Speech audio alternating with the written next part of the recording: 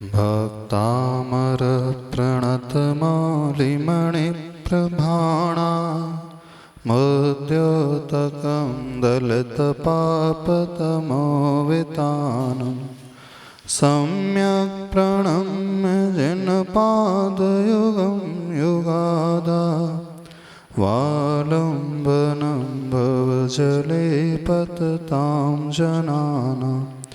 देवादिदेव श्री आदिनाथ भगवान की, देवादिदेव श्री पार्श्वनाथ भगवान की, पूज्य आचार्य प्रवर श्री मानतुंग स्वामी महाराज की, संत शिरोमणि आचार्य भगवान गुरुदेव श्री विद्यासागर जी महाराज की।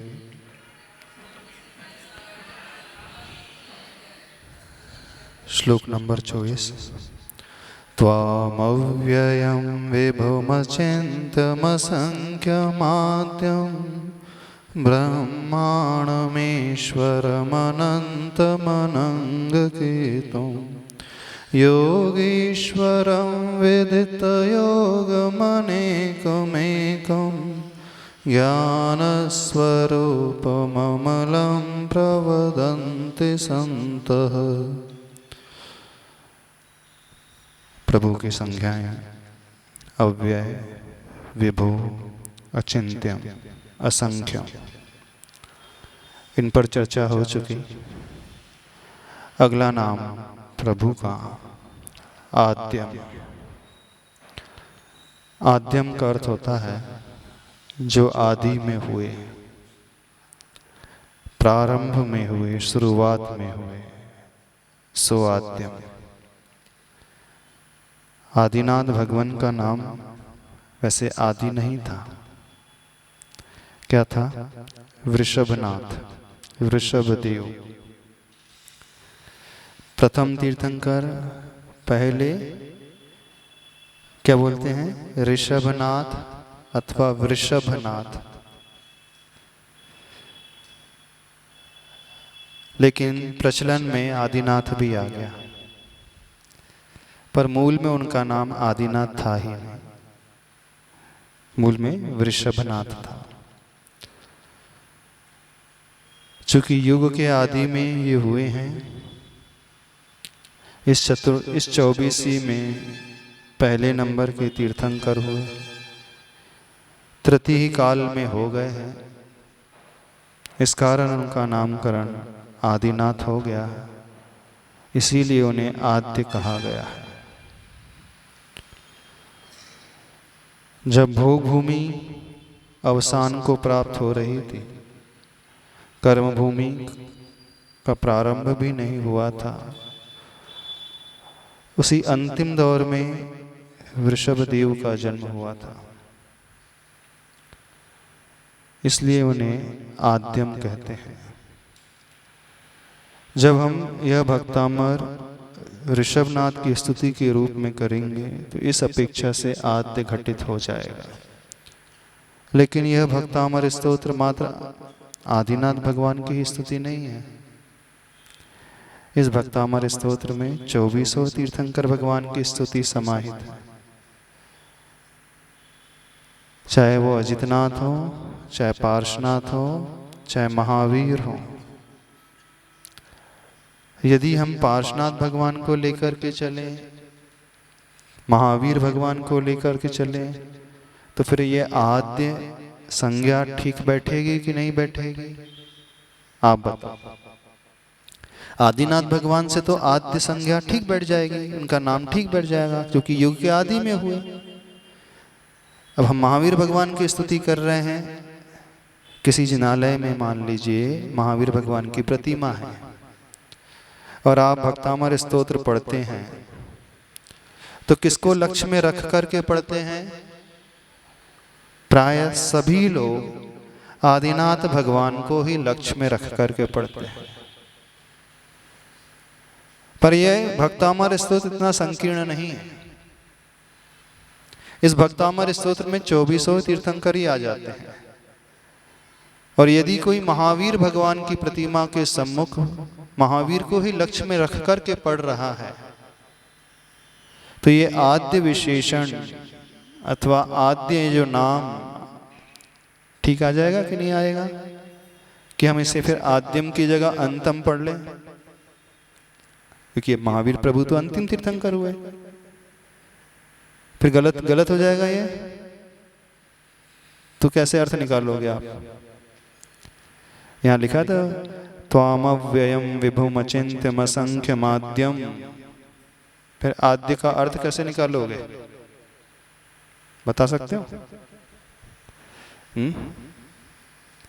क्यों भैया जी?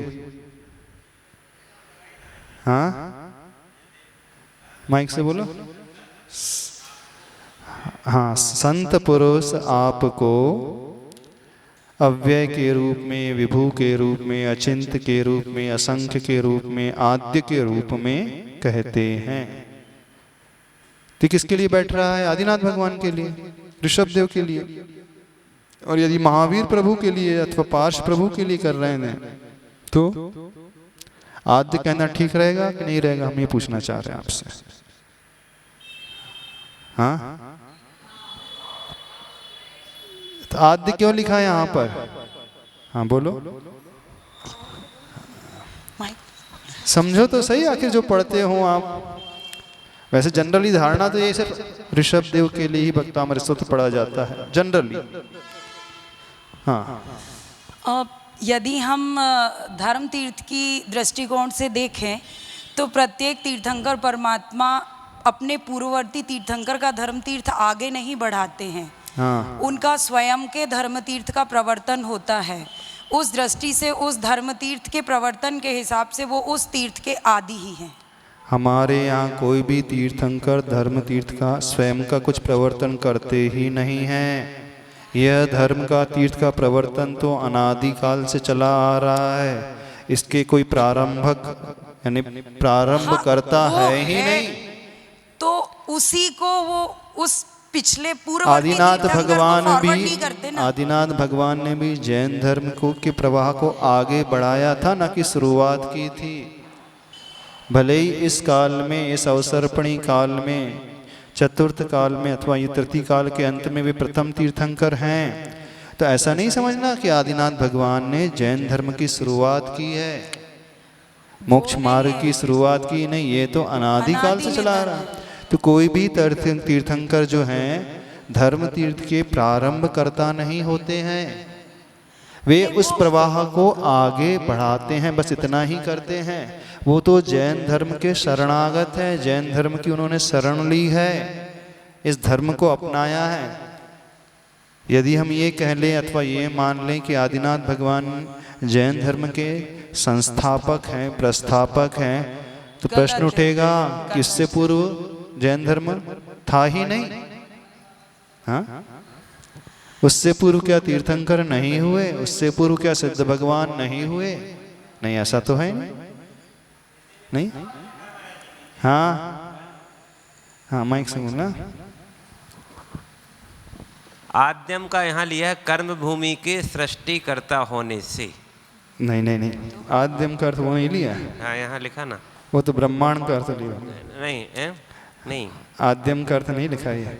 आद्यम का अर्थ लिखा है प्रथम तीर्थंकर होने से। आद्यम से अर्थात प्रथम है, उस समय के प्रथम। हाँ, उस समय तो कोई भी तीर्थंकर परमात्मा अपने समय के प्रथम ही होंगे। नहीं नहीं नहीं, कैसे अपने समय के? जब हम धर्मनाथ उस काल उनके सद्भाव के अलावा दूसरे तीर्थंकर परमात्मा का सद्भाव तो नहीं है ना उस शासन प्रथम काल थोड़ी हो। तो अंतिम नंबर महावीर भगवान अंतिम तीर्थंकर ही माने जाएंगे, प्रथम तीर्थंकर है ही नहीं। फर्स्ट पर्सन प्रथम नागरिक जो होता ना। हाँ, नहीं तो प्रथम। तो यहाँ पे आद्यम से फिर तो 9 से जो 15वें तीर्थंकर तक धर्म तीर्थ विच्छिन्न रहा। हाँ, इसमें फिर कैसे बनाएंगे? हाँ, तो वही तो भी नहीं आएगा। यही तो समझना है। हाँ। तो यदि हम धर्मनाथ भगवान की अथवा पुष्पदंत भगवान की स्तुति कर रहे हैं भक्तामर पढ़ करके, अथवा पार्श प्रभु की स्तुति कर रहे हैं, तो फिर ये श्लोक ठीक बैठेगा कि नहीं बैठेगा? बैठ जाएगा। आप बताएं महाराज। अब तो हाँ? देखो, आद्य से आदि। अब जब हम पहला श्लोक पढ़ते हैं तो पहला श्लोक में क्या आता है? तम प्रथमम जिनेन्द्रम। पहले में दूसरे में आता है? हाँ, दूसरे में आता है ना? दूसरे श्लोक में आता ना, दूसरे श्लोक का अंतिम आ रहा है, यह संस्तुतः सकल वाङ्मय तत्वबोधा स्तोष्ये किलाहमपि तं प्रथमं जिनेन्द्रम। तो इस प्रथमम जिनेन्द्रम शब्द से प्रथम तीर्थंकर को तो लिया जाता है, लेकिन पूज्यवर निरापक श्रवण श्री सुधा सागर ने बड़े अच्छे से क्लियर किया है इसको। प्रथम से मात्र प्रथम तीर्थंकर ही नहीं लेना, प्रथम से प्रथम जिनेन्द्र। नमोकार मंत्र जब हम पढ़ते हैं तो अरिहंत प्रथम जिनेन्द्र आते हैं। नमो अरिहंताणम नमो सिद्धाणम। तो प्रथमम से जब नमोकार मंत्र का जो प्रथम पद है वो किसे नमस्कार किया जा रहा है उसमें? नमो अरिहंताणम। आदिनाथ भगवान को नमस्कार नहीं किया गया, उसमें किसे नमस्कार किया गया है? पंच परमेष्टि में जो प्रथम पद में आने वाले हैं वे अरिहंत परमेष्टि। तो आद्यम से मतलब उन पंच परमेष्टि में जो प्रथम परमेष्टि हैं वो भी निकाल सकते हैं। तो जब हम प्रथम परमेष्टि निकालेंगे, अरहंत परमेष्टि निकालेंगे, तो उसमें 2400 तीर्थंकर भगवान आ जाएंगे। समझने की चेष्टा करें। वैसे लोग चिंतन करते ही नहीं, सब पढ़ते चले जाते हैं। तो यहाँ पर जो आद्यम है, यदि हम आदिनाथ भगवान को लक्ष्य में रख करके भक्तामर स्तोत्र पढ़ रहे हैं तो ये भी ठीक बैठ जाएगा कि युग के आदि में आप ही ने धर्म को चलाया, आप ही ने धर्म सिखाया, आप ही ने मोक्ष मार्ग का उपदेश दिया, अथवा उपदेश देने के पूर्व सर्वप्रथम आप ही ने मोक्ष मार्ग पर कदम बढ़ाया। आपके पूर्व तक, आपके पहले तक कोई ये जानता ही नहीं था धर्म क्या होता है। धर्म की शिक्षा किसने दी? उस समय तो शिक्षा ही नहीं होती थी धर्म की, क्योंकि भोग भूमि का काल था। वहाँ पे रहने वाले समस्त जीव सिर्फ भोगों में ही डूबे रहते थे। वहाँ पे तो कर्म व्यवस्था ही नहीं थी, ना ही धर्म व्यवस्था थी।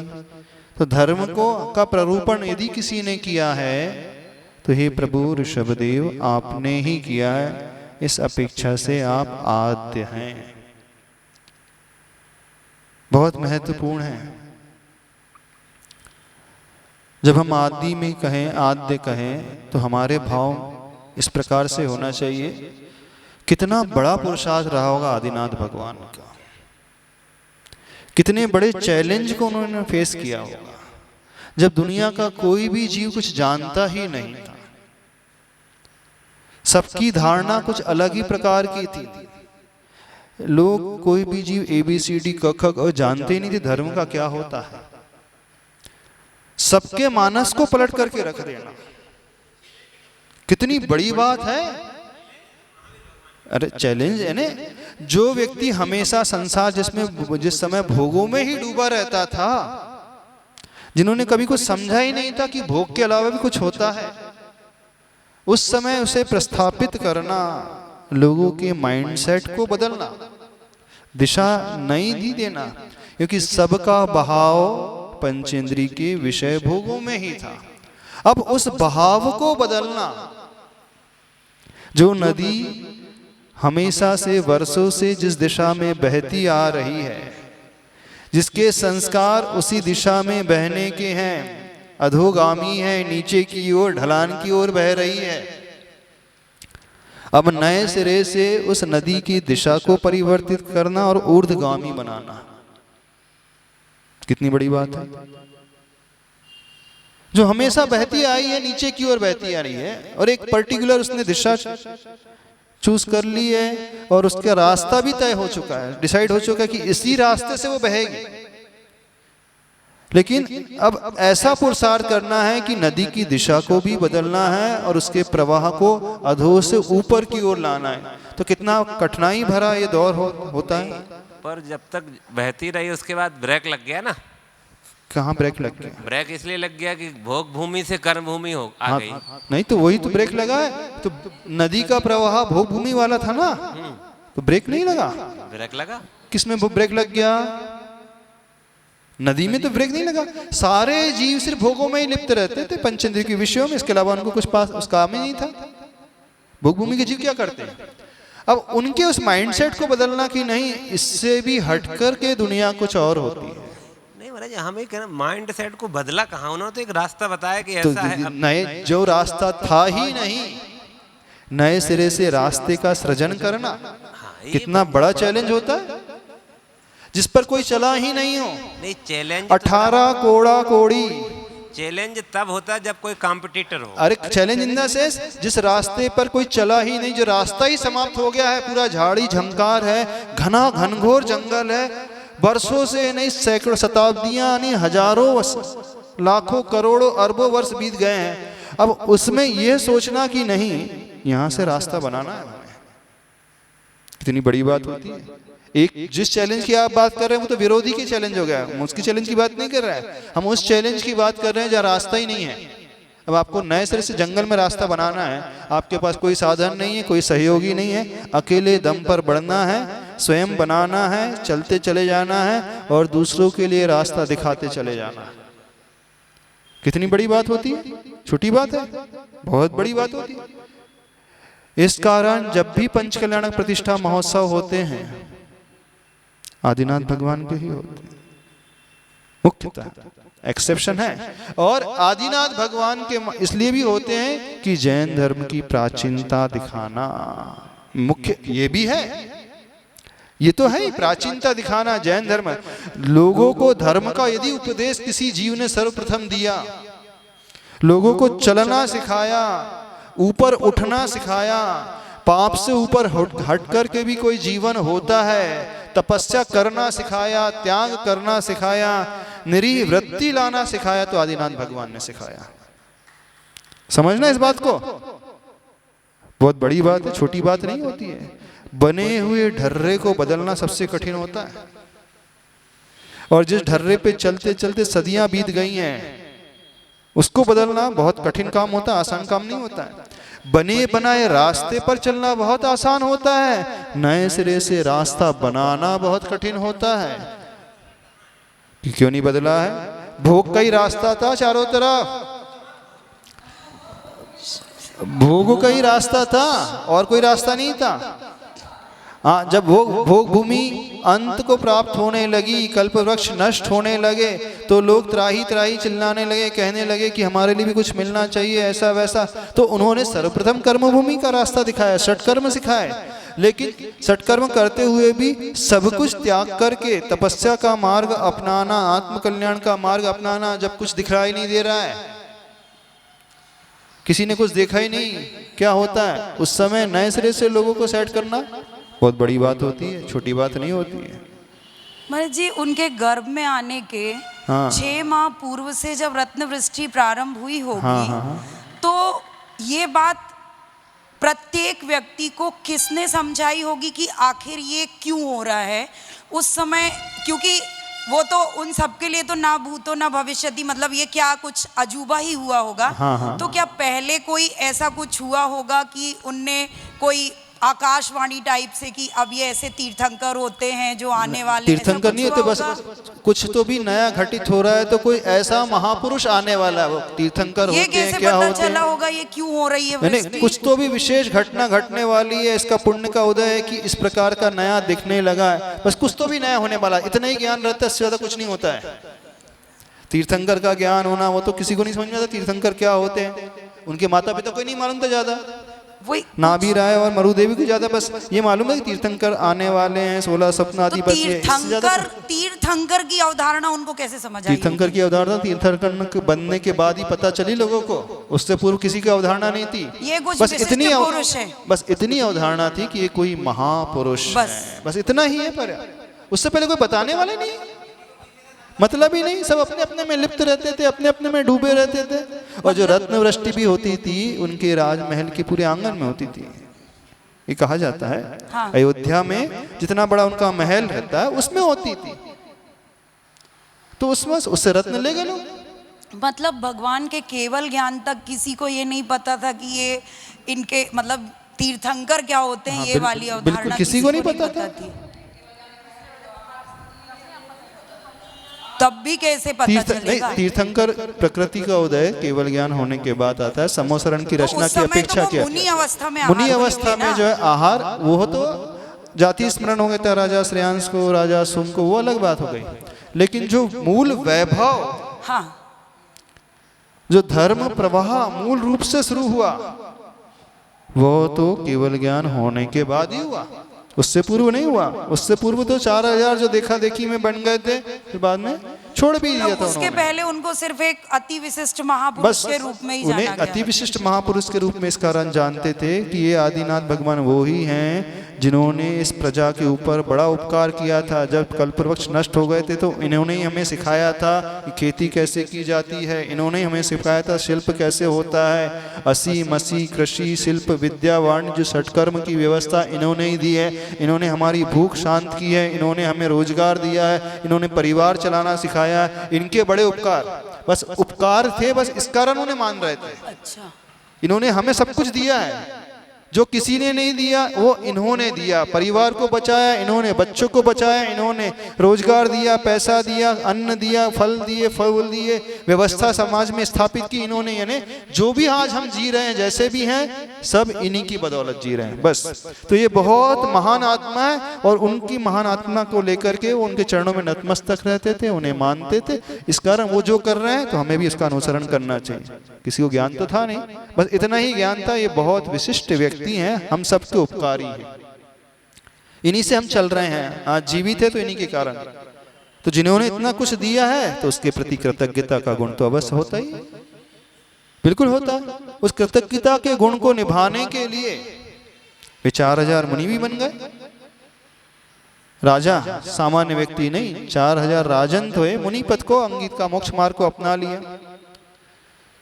यदि हम सोचे विचार करें तो छोटा कार्य नहीं, बहुत बड़ा कार्य। आदिनाथ भगवान जो प्रथम तीर्थंकर होते हैं, वो अपने आप में सब तीर्थंकरों से कुछ विशिष्टता को लिए हुए होते हैं। 24 तीर्थंकर हैं, वे भी पंचकल्याणक वाले हैं, लेकिन प्रथम की तो बात ही कुछ अलग होती है।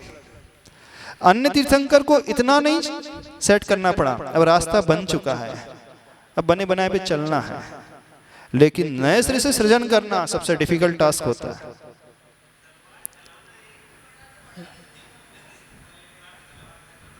सब अभी उस समय थोड़ी तीर्थंकर थे, 80-80, वो तो गृहस्थ थे, सबको सिखाएंगे। देखो, धर्म की व्यवस्था उन्होंने बाद में दी, कर्म की व्यवस्था पहले दी। मोक्ष मार्ग में कैसे चलाता है चला जाता है बाद में सिखाया। संसार में रहने की कला तीर्थंकर आदिनाथ ने, यानी आदि कुमार ने सर्वप्रथम सिखाई। संसार से ऊपर उठने की कला बाद में, यानी संसार में किस प्रकार जीवन जिया जाना चाहिए, वो सारा मैनेजमेंट आदि कुमार ने पहले सिखाया। यानी पहले जीवन जीने की कला सिखाई, फिर आत्म कल्याण की कला सिखाई उन्होंने। सभी कला में वे पारंगत थे। ये छोटा मोटा कार्य नहीं, बहुत विशिष्ट महान कार्य है। इस कारण आदिनाथ भगवान का इतना महत्व है। आज जितने भी शास्त्र मिलते हैं, सबसे ज्यादा वर्णन मिलता है आदिनाथ भगवान का ही मिलता है। क्या बाकी 23 तीर्थंकर नहीं हुए? उनके बाद हुए, लेकिन क्यों आदिनाथ भगवान का इतना विशिष्ट वर्णन, इतना डिटेल में? जबकि वो तो इतने पहले हो गए, तृतीय काल में ही होकर के मुक्त हो गए। और आचार्य परमेश्वर जितने भी रहे हैं, वे पंचम काल में हुए हैं। उन्हें साक्षात यदि मिला है अपनी गुरु परंपरा से, तो भगवान महावीर के द्वारा। भगवान महावीर का भी इतना वर्णन नहीं मिलता, जबकि वो ऐतिहासिक पुरुषों में गिने जाते हैं, रिसेंट 2500 वर्ष पूर्व गिने जाते हैं। और वे तीर्थंकर जो आदिनाथ भगवान कितने वर्ष पूर्व हो गए? 42,000 वर्ष कम, एक कोड़ा कोड़ी सागर, यानी जिसके बारे को कभी देखा नहीं है। तो सबसे पहले जो उनका इतना डिटेल में वर्णन है। फिर अजितनाथ हुए, सारे तीर्थंकर, उनका कोई डिटेल में वर्णन नहीं मिलता। इसलिए उनका इतना डिटेल में, क्योंकि ये परंपरा जो शुरुआत उन्होंने की है, बहुत विशिष्ट कार्य किया है, तो उसे कोई नहीं भूल सकता। उनके उपकार को कभी भुलाया ही नहीं जा सकता। आज जो भी हम हैं, आज संसार में जैसे भी जिया जा रहा है, व्यक्ति रह रहा है, आजीविका चला रहा है, खेती कर रहा है, किसका उपकार है बताओ? आदिनाथ भगवान का उपकार है, और किसी का उपकार नहीं। बाकी लोगों ने तो सिर्फ और धीरे धीरे आगे बढ़ाया है, लेकिन प्रारंभ किसने किया? तो ये आद्य विशेषण सामान्य विशेषण नहीं है, बहुत विशिष्ट विशेषण है। कभी सोचा करो। इस कारण आदिनाथ भगवान को देख करके अलग ही भाव पैदा होने लगते हैं। हाँ, अपना चिंतन है। अलग भाव पैदा नहीं होते। हाँ। हम लोग स्वार्थी हैं, उनसे हमारे स्वार्थ की सिद्धि हुई, इसलिए हम उनको मानते हैं। हम बिल्कुल सही बात है, हमारा उपकार इनसे हुआ ना। संसार में देखो, संसारी व्यक्ति क्या चाहता है भैया? रोटी कपड़ा और मकान। रोटी कपड़ा मकान किससे मिला? इन्हीं से मिला। तो पहले हमारे लिए वंदनीय यही है भाई। वीर सागर, मोक्ष मार्ग तो बाद में आएंगे। वीर सागर जी महाराज के पास हम इसलिए आते क्योंकि कुछ मिल रहा है इनसे। हाँ, और यदि नहीं मिलेगा तो हाँ, वो तो सत्य बात है, उसमें कोई बड़ी बात नहीं, फैक्ट है, उसमें क्या बात है। लोगों का उपकार अन्य तीर्थंकर से उतना नहीं हुआ जितना आदिनाथ भगवान से हुआ। अन्य जितने भी तीर्थंकर रहे हैं उन्होंने मोक्ष मार्ग की कला सिखाई मुख्यतः, लेकिन आदिनाथ भगवान ने संसार मार्ग की भी कला सिखाई और मोक्ष मार्ग दोनों कला सिखाई। वही तो बोल रहे हैं, अन्य तीर्थंकरों ने सिर्फ आत्मकल्याण का उपदेश दिया, तीर्थंकर पद प्रकृति का उदय होने के पश्चात, केवल ज्ञान होने के पश्चात, लेकिन संसार में किस तरीके से रहना ये सब करना ज्यादा नहीं उपदेश दिया, क्योंकि ऑलरेडी सब सीख चुके थे। लेकिन आदिनाथ भगवान ने तो पूरी दुनिया के लिए वह उपदेश दिया। मोक्ष मार्ग में बढ़ने वाले तो गिने चुने लोग रहते हैं, उनकी संख्या बहुत कम रहती है। संसार में रहने वालों की संख्या बहुत अधिक रहती है।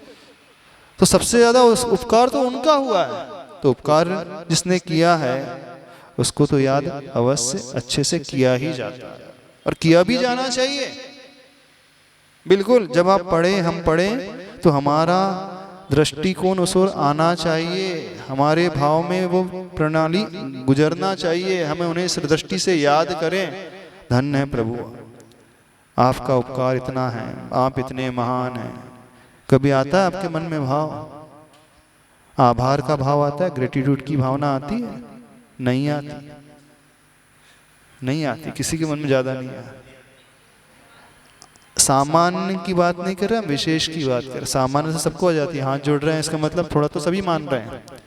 सामान्य से कुछ नहीं होता हमारे जीवन में, हमारे जीवन में विशेष से ही सब कुछ होता है। आप संसार के क्षेत्र में सामान्य रहना चाहते हैं? कोई भी सामान्य नहीं रहना चाहता है। घर है तो विशेष चाहिए, गाड़ी है तो विशेष चाहिए, ज्वेलरी है तो विशेष चाहिए, एक्स्ट्राऑर्डिनरी चाहिए, बैलेंस, बैंक बैलेंस है एक्स्ट्राऑर्डिनरी चाहिए, स्टेटस समाज में विशेष चाहिए, अलग हट करके होना चाहिए, अलग से पहचान, है ना? सामान रहना चाहते हो आप लोग? अब जब साड़ी जब पसंद करने खरीदने के लिए जाओगे तो जो साड़ी सबके पास है वही खरीदोगे? नहीं, सीधे जाकर बोलोगे नहीं, अलग से नई डिजाइन चाहिए, जो किसी के पास नहीं वो चाहिए। क्यों, ऐसा क्यों? कुछ अलग हट के होना चाहिए, किसी के पास नहीं हो, सब ऐसी डिजाइन चाहिए जो आज तक अभी किसी ने नहीं पहना हमारे समाज में, वो वाली चाहिए। जब मैं वो पहनूंगी तो लोगों के आकर्षण का केंद्र बन जाए। यानी व्यक्ति इंपॉर्टेंस चाहता है कि नहीं? वो विशेष दिखना चाहता है, विशेष बनना चाहता है, विशेष होना चाहता है। दुनिया में कोई भी सामान्य नहीं रहना चाहता। जब सांसारिक क्षेत्र में हम हमेशा विशेष चाहते हैं, तो धर्म के क्षेत्र में भी, भक्ति के क्षेत्र में भी वह भक्ति विशेष रूप से करना सीखो। तो वो आभार भी विशेष रूप से प्रदर्शित करना सीखो, प्रभु के उस उपकार को मानना सीखो। जितना हम प्रभु को उपकार को मानेंगे उतना ही हमारा झुकाव विशेषता को लिए होगा, उतना ही समर्पण हमारा विशेषता को लिए होगा, और समर्पण और झुकाव विशेषता को लिए होगा तो पुण्य कर्म भी उतना ही विशेष अनुभाग वाला बनेगा, उस क्वालिटी वाला बनेगा। सामान्य रूप से झुकाव होगा, सामान्य रूप से नमन होगा हमारा, सामान्य रूप से विनय होगी, तो पुण्य भी सामान्य क्वालिटी का। आप पुण्य कैसा चाहते हो? उत्कृष्ट क्वालिटी का चाहते हो कि नहीं? कोई भी सामान्य नहीं चाहता, सब उत्कृष्ट चाहता है। तो उत्कृष्ट कब बनेगा? जब हम उत्कृष्ट तरीके से करेंगे। और उत्कृष्ट तरीका कब पैदा होगा? जब हम सामने वाले को, उन प्रभु को विशेष मानेंगे, विशेष दर्जा देंगे, तो हमारी विनय भी विशेष होते चले जाएगी। एग्जाम्पल दे देते हैं, देखिए बहुत सारे आचार्य हैं, एक साथ बैठे हैं मान लीजिए, और बीचों बीच आचार्य श्री गुरु और विद्यासागर महाराज जी बैठे हैं। आचार्य परमेष्ठी सारे हैं। अब आप नमस्कार करोगे, अर्घ चढ़ाओगे, ध्यान से सुनना। तो गुरुवर के लिए और अन्य आचार्यों के लिए अंतर होगा उसमें? तो आप लोग भेदभाव कर रहे हो? आचार्यों में भेद करते हो? नहीं, भेदभाव नहीं है, वे विशेषता लिए हुए हैं। इतनी विशेषता, इतनी महानता है, तो इतनी महानता जिनकी है तो हमारा समर्पण भी उतना ही विशेष हो जाता है। यानी हम अपने समर्पण को विशेष बनाना चाहते हैं तो सामने वाले को विशेष देखना सीखें, तभी हमारा समर्पण विशेष हो पाएगा, अन्यथा नहीं हो पाएगा।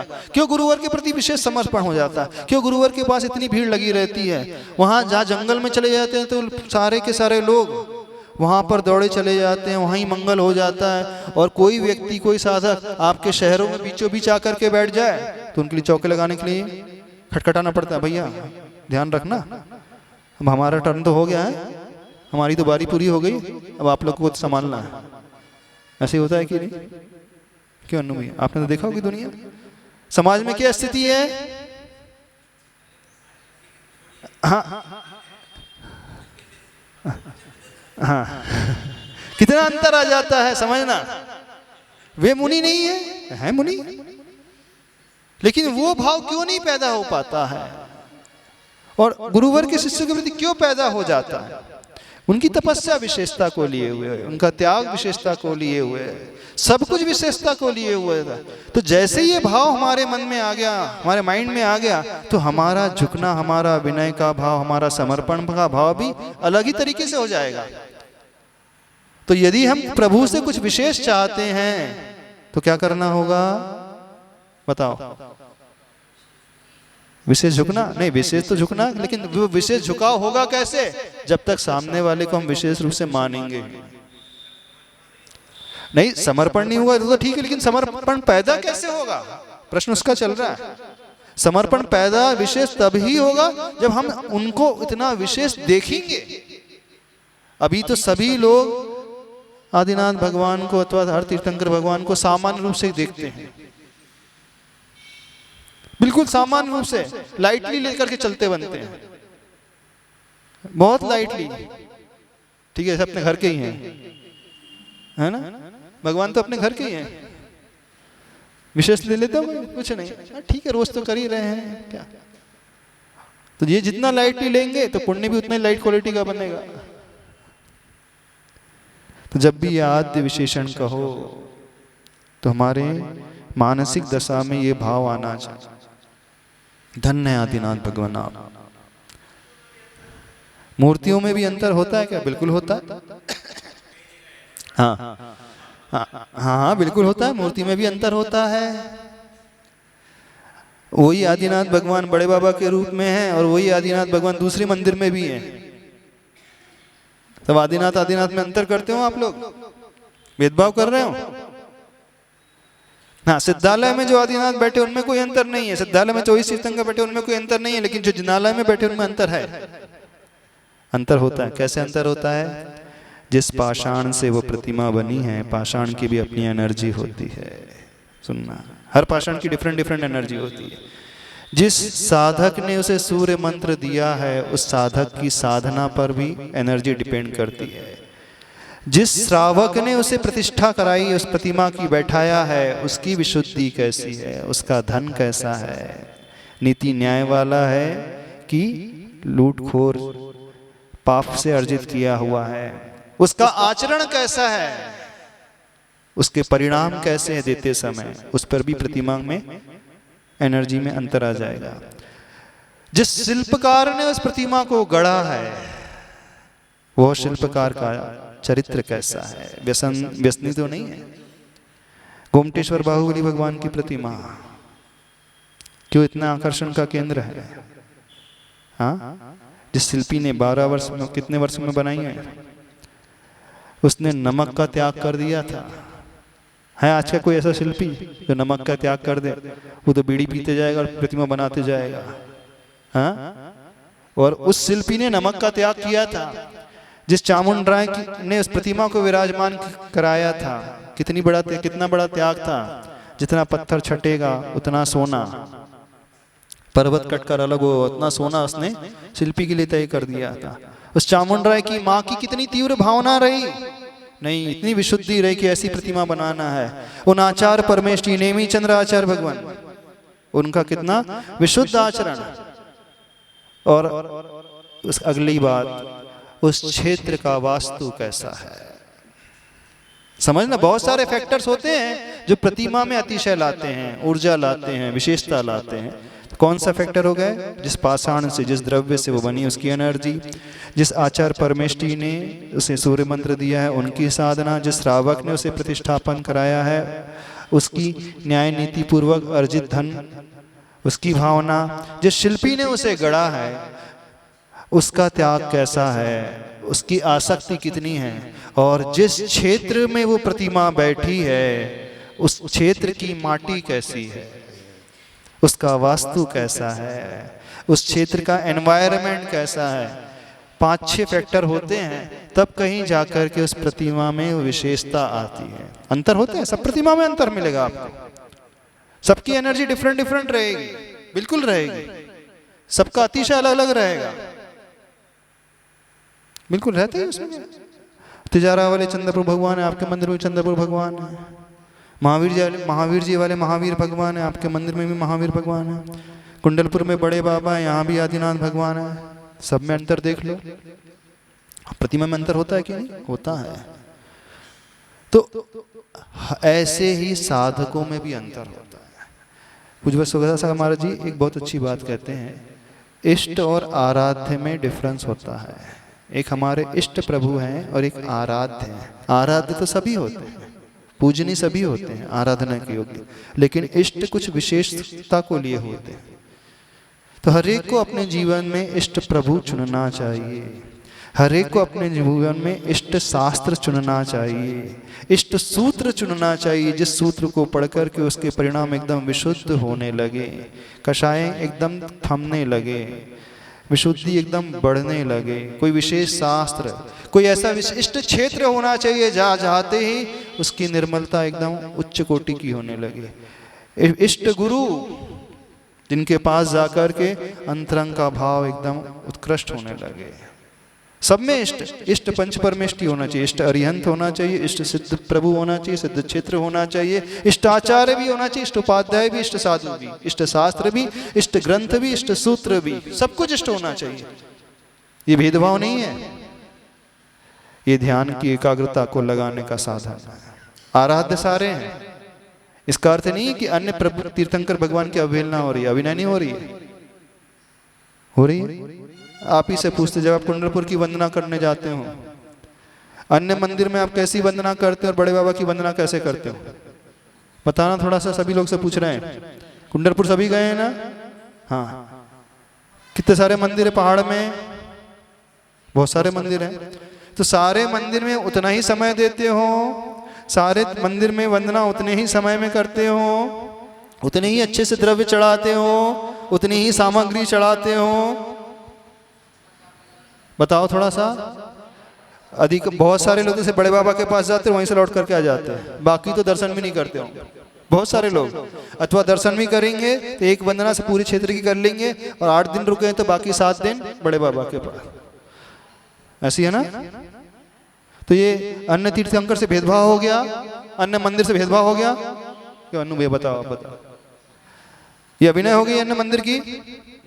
महाराज श्री, एक प्रसंग इसमें बड़ा खटकता है दिमाग में। हाँ। कि तीर्थंकर जो प्रकृति है इसका क्या कहते हैं, परिपाक नहीं, परिपाक नहीं, 13वें गुण स्थान में यश कीर्ति, यश कीर्ति नाम कर्म का उदय है। वो तीर्थंकर तो चले गए, फिर भी आज भी उनका यश फैल रहा है। तो किसी तीर्थंकरों की सैकड़ों मूर्तियां हैं और किसी की कोई। हाँ, विमलनाथ भगवान की तो पूजा ही नहीं करते होंगे कोई, कभी की भी नहीं होगी।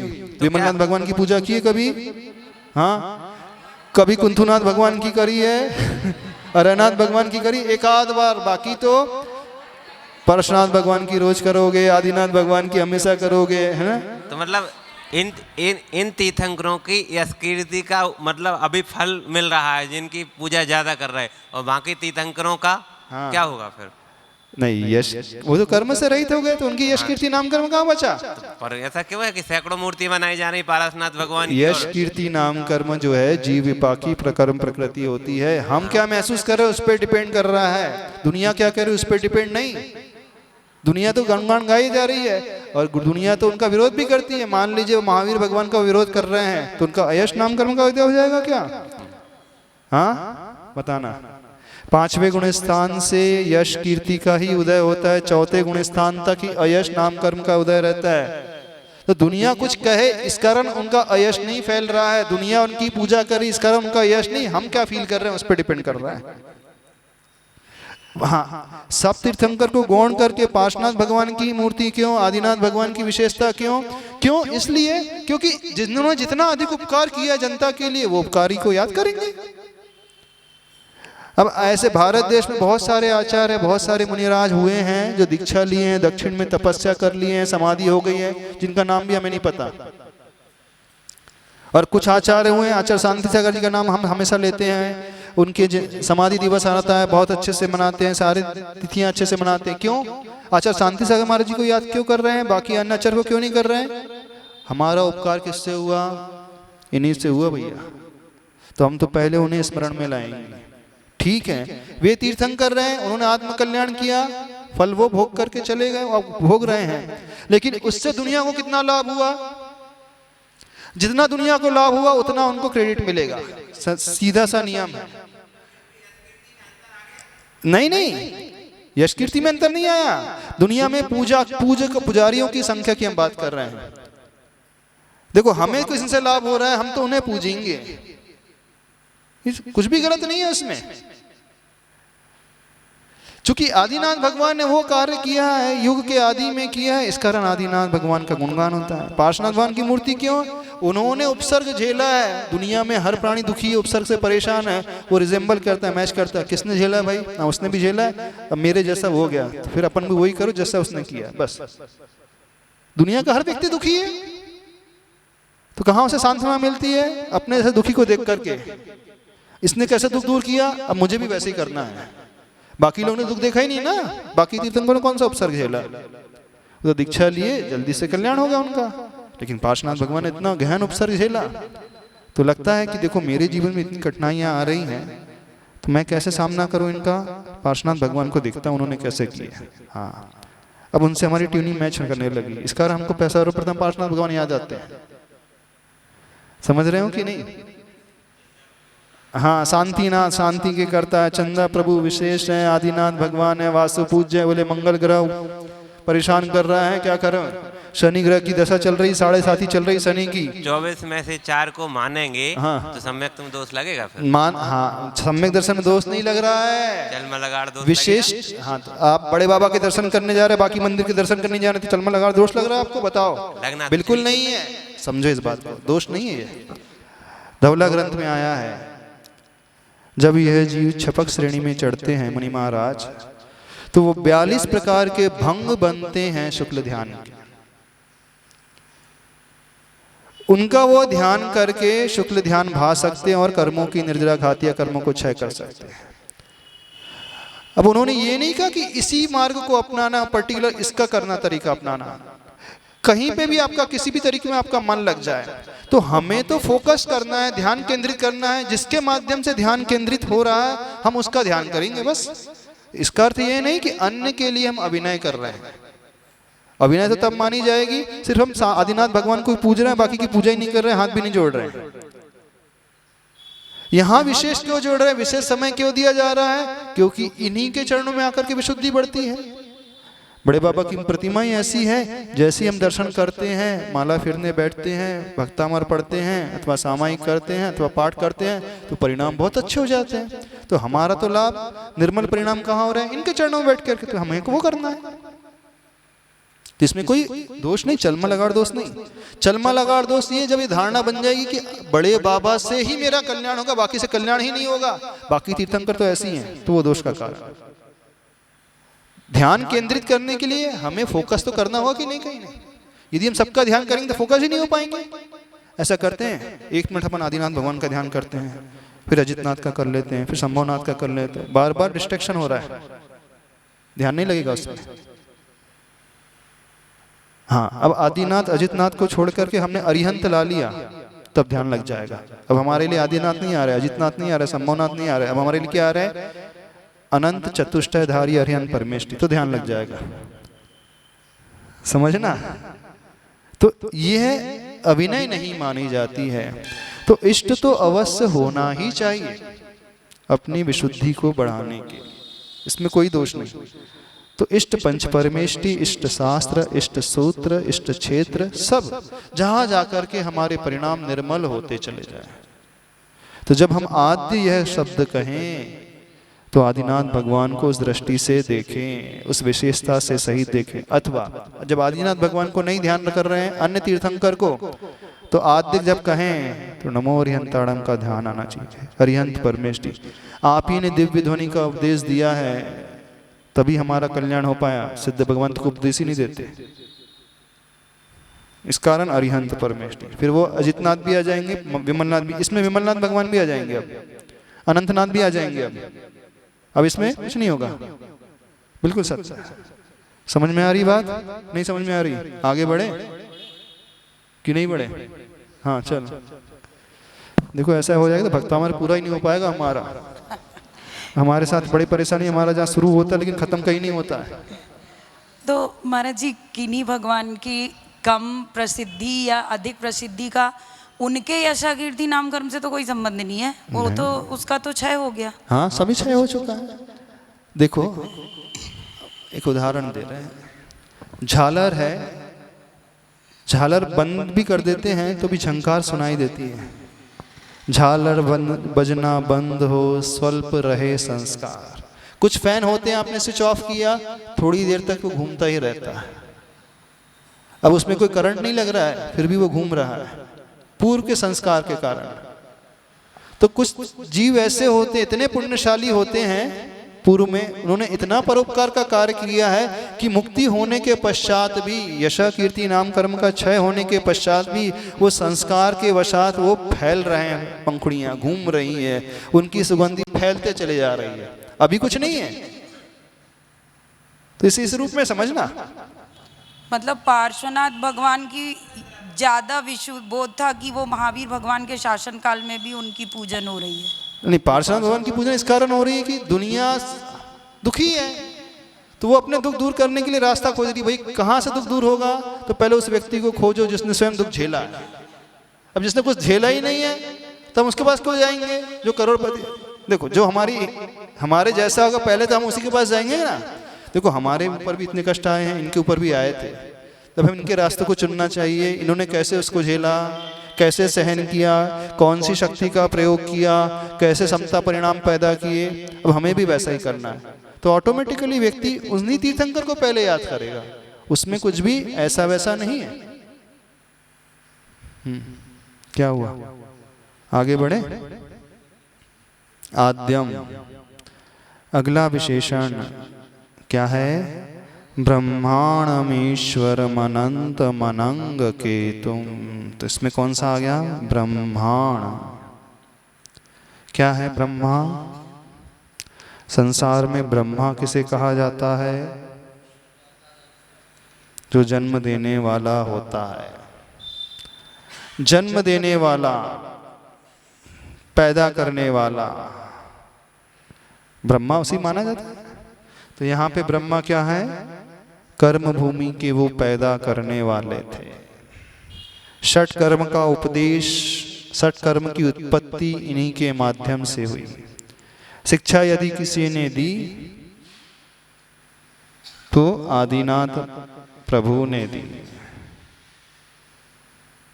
अथवा अन्य तीर्थंकरों में लगाएंगे।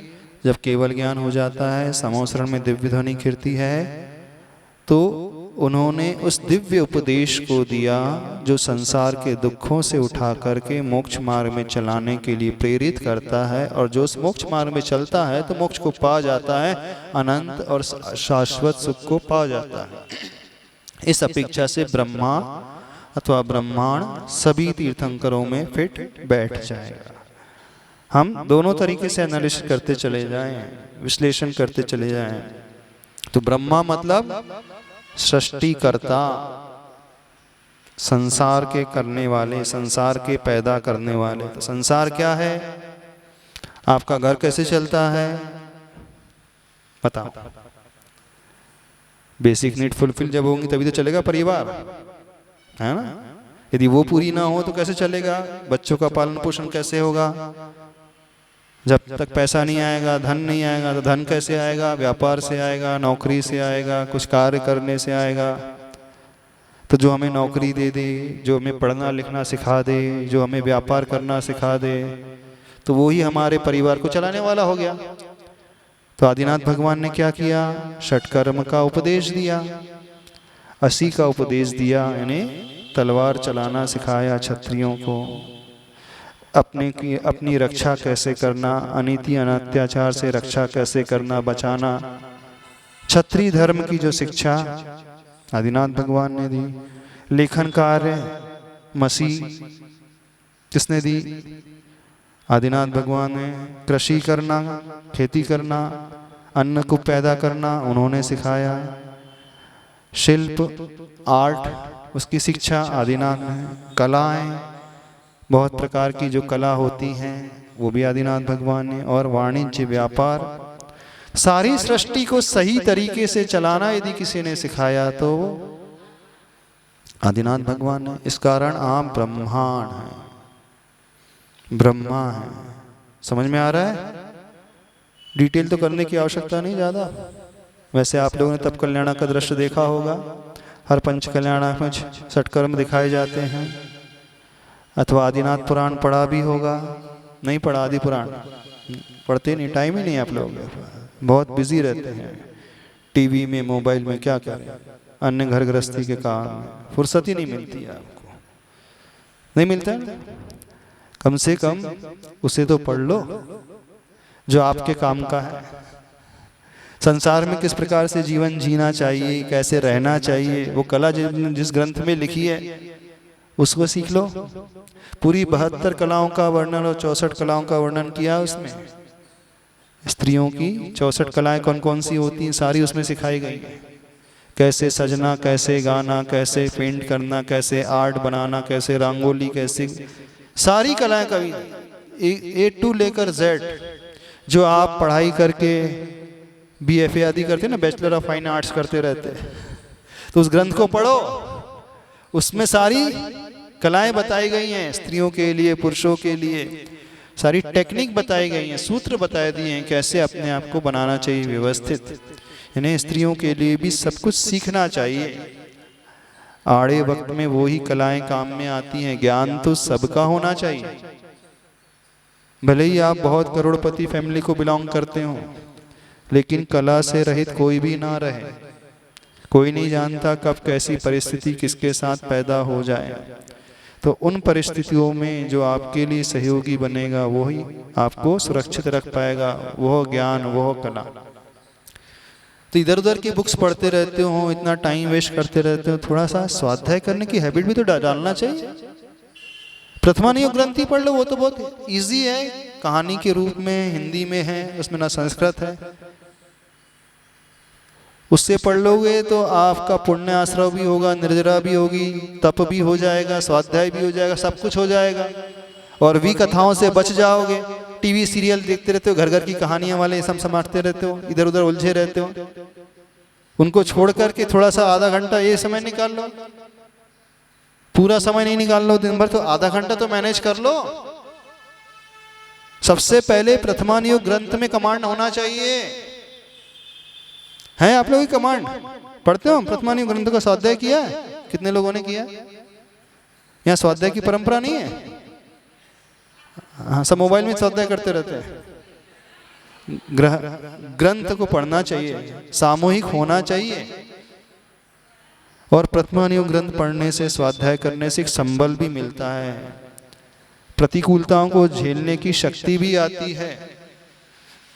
परिवार में कुछ कठिनता का दौर भी हो तो हम अपने आप को संभाल सकते हैं उस ग्रंथ का आलम्बन लेकर के। खासकर महिला वर्ग को तो अवश्य पढ़ना ही चाहिए। उनका चरित्र, मैना सुंदरी, श्रीपाल चरित्र, श्रेणिक चरित्र, आदि पुराण कितने लोगों ने पढ़ा है? आदि पुराण किसी ने नहीं पढ़ा? अच्छा, पुराने लोगों ने पढ़ा, नए लोगों ने नहीं पढ़ा। क्यों? जिसमें सिखाया गया वही नहीं पढ़ पाए आप लोग। क्या हुआ? समय निकालना सीखो, ये कहा जा रहा है। कहाँ व्यस्त रहते हो? चलो, तो ब्रह्मा से मतलब सृष्टि करता, कर्म भूमि के कर्ता, अथवा जैसे वे ब्रह्मांड है, मैंने आत्मा में, ब्रह्म का अर्थ होता है आत्मा। तो आत्मा में लीन किस प्रकार हुआ जाता है, आत्म ध्यान किस प्रकार किया जाता है, ये शिक्षा देने वाले भी अहे प्रभु आप ही हैं, इसलिए आप ब्रह्मा हैं।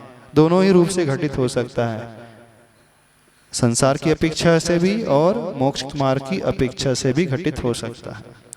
अगला विशेषण ईश्वर। ईश्वर किसे कहते हैं? भगवान को। ऐश्वर्यशाली जो होता है वो ईश्वर कहलाता है। ऐश्वर्य जैसे सौधर्मेंद्र, सारी सुख सुविधाएं, सारा पावर, आज्ञा देना, कोई कमी नहीं, वो ईश्वर कहलाता है। प्राय ईश्वर से लोग सिर्फ भगवान अकेले कहते हैं, नहीं। उत्कृष्ट ऐश्वर्य, बेस्ट क्वालिटी का, उससे अच्छा ऐश्वर्य किसी का नहीं होता। हाँ, चक्रवर्ती में, लेकिन तीर्थंकरों का तो अलग ही ऐश्वर्य होता है।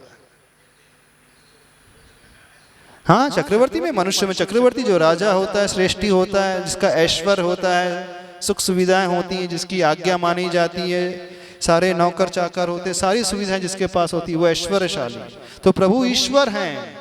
कौन सा ऐश्वर्य था उनके पास? समाओ शरण रूपी ऐश्वर्य। वैसा ऐश्वर्य किसी के पास नहीं रहता, चक्रवर्ती के पास भी नहीं रहता, सौधर्मेंद्र के पास भी नहीं रहता है, कुबेर के पास भी नहीं रहता है। भले ही रचना वो करता है, सौधर्म की आज्ञा से कुबेर रचना करता है समाशरण की, लेकिन कुबेर सोच ले कि मैं अपने लिए समाशरण बना लूं, मैं बैठ जाऊं, बना ही नहीं पाएगा। वो तो तीर्थंकर के पुण्य से ही बन पाता है, स्वयं अपने लिए बना नहीं सकता, नहीं कर सकता। प्रभु के पास अद्भुत ऐश्वर्य। और आप लोग यही तो चाहते हो। क्या चाहते हैं? ऐश्वर्य तो चाहते हैं। संसारी व्यक्ति क्या चाह रहा है? तो भगवान को जब देखो, ईश्वर कहो, ऐसी भक्ति करो तो अपने आप ऐश्वर्य मिलता चला जाएगा, बिल्कुल मिलता चला जाएगा ऐश्वर्य। सांसारिक ऐश्वर्य भी मिलेगा, लौकिक ऐश्वर्य भी मिलेगा और पारलौकिक ऐश्वर्य भी मिलेगा। घर गृहस्थी संबंधी भी ऐश्वर्य मिल जाएगा और मोक्ष मार्ग में बढ़ने के पश्चात, केवल ज्ञान होने के पश्चात उन जैसा ऐश्वर्य भी मिल जाएगा। दोनों ही चीजें मिलेगी, अपने आप मिलते चले जाएगी। लेकिन ऐसे भाव तो लाओ श्लोक को पढ़ते समय। एक शब्द कहकर के थोड़ी थोड़ी चिंतन किया करो, 1 मिनट, ज्यादा नहीं। जो भी हम कहते हैं अपने मुख से, थोड़ा उसके बारे में सोचा करो। जितनी आपकी समझ, जितनी बुद्धि है, जितना आप सोच सकते हो, पढ़ करके, स्वाध्याय करके। स्वाध्याय का सबसे बड़ा लाभ ये होता है, जब हम स्वाध्याय करने लगते हैं तो हमारी चिंतन की दिशा और बढ़ने लगती है, हमारा मन, हमारा उपयोग और लगने लगता है। और स्वाध्याय नहीं रहता है, हम कुछ भी पढ़ते जाएं, कुछ भी कहते जाएं, वो सूझेगा ही नहीं अपने आप को। स्वाध्याय का बहुत लाभ होता है। जितना व्यक्ति का स्वाध्याय गहराता चला जाता है, उसकी निर्विकल्पता भी बढ़ते चले जाती है, आनंद भी उसका बढ़ता चला जाता है, उसके भाव भी अपने आप बढ़ते चले जाते हैं। आप लोग बोलते हैं ना, महाराज जी भाव नहीं लगते हमारे, हम पढ़ते हैं लेकिन भाव होता ही नहीं पैदा, चिंतन आता ही नहीं। भाव कैसे बढ़ेंगे, कैसे पैदा होंगे? जब तक स्वाध्याय नहीं होगा तो होंगे ही। स्वाध्याय बढ़ाना सीखो। स्वाध्याय से बहुत शक्ति भी बढ़ती है, भाव भी निर्मल होते हैं, राग द्वेष के परिणाम भी शांत होते हैं। स्वाध्याय कभी व्यर्थ नहीं जाता, लेकिन स्वाध्याय तरीके से किया करो। नियम पूर्ति के लिए, खाना पूर्ति के लिए नहीं है। 4 पेज का नियम है महाराज जी हमारा, रोज 4 पन्ने पढ़ेंगे। तो आप तो ऐसे पलटाते हो गया 1 2 3 4, हाँ 4 हो गया, बंद करो। आप लोगों की ये गति है। नहीं महाराज जी, हमने रोज आधा घंटे स्वाध्याय का नियम लिया है। 4 बज रहे हैं, 4:30, 4:28 में 2 मिनट और करना भाई, पढ़ो अभी 2 मिनट बाकी, 1 मिनट और बाकी है, कर लो। और समझ रहे हो कि नहीं? समय आपका हो गया। इतना ही रखते हैं। तो ब्रह्मांड शब्द समझ में आ गया ना? बोले आदिनाथ भगवान की।